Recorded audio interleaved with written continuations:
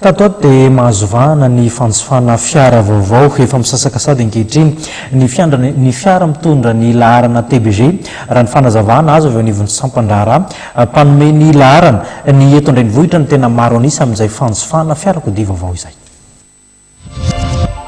Nandritra ny enim-bolana faharoa nisy taona 2024 dia niakatra ny tahan'ny fividianana fiara vaovao ka nahatratra 750 ireo fiara mitondra ny laharana TBG izany.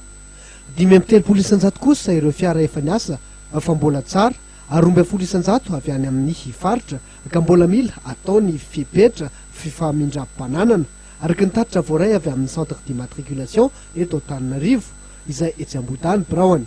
Amin'izao fotoan'izao tokoa dia afaka miditra eto Madagasikara avokoa ireo fiara rehetra na manao ahoana na ahoana ny kalitaony ka izay no mampitombo ny fangatahana fizaran-daharana. Matetika dia eto Antananarivo ihany koa ny tena hamarisika ireo mpividy fiara hanaovana ny taratasy fangatahan-daharana. Etsy andanin'izany maro ihany koa ireo moto nafarana avy any ivelany ka nanatevin-daharana ireo mpangataka laharana ihany koa izany.